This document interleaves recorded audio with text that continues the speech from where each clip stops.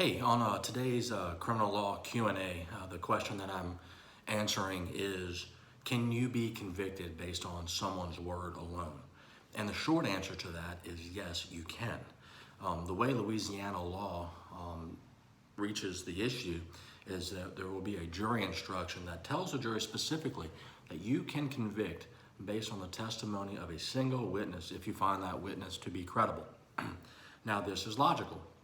If you think about it, there are certain things that only take place between one-on-one with the offender and with the victim.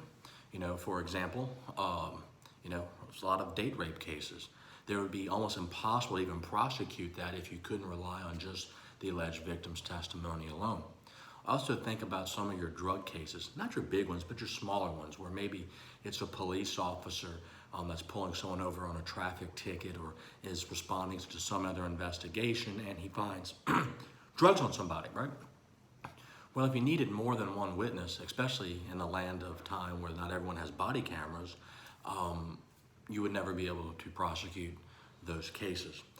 Now, historically, you got to go back to the Old Testament in the Bible, where they say that you need the testimony of two witnesses to convict somebody.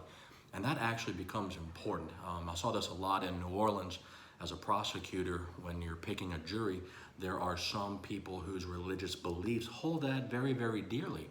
And they will tell the judge that they need more than one witness because the Bible says you need at least two. Well, in those situations, those jurors would be excused for cause during the voir dire process because they cannot follow the law.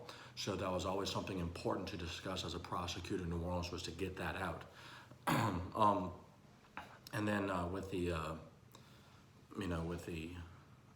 other issue now, as a defense attorney, you're also dealing with one-on-one testimony as well. Because jurors will say, well, I can believe one person if there's some other type of evidence, whether it be a body camera or it be DNA. And the law simply does not require that to be the case. So if a juror cannot follow the law, they cannot serve on there. And I'll conclude this question and answer by just reminding you that there's two categories of evidence. There's direct evidence and circumstantial evidence. Direct evidence is something that the witness sees, hears, smells, or says. Circumstantial evidence is an assumption based on a set of facts. So you want to know it's raining, people come in wet carrying umbrellas. You can infer from observing wet people with umbrellas that it may be raining outside. So anyway, that's today's Q&A. If you have any questions, you can email me at the link below.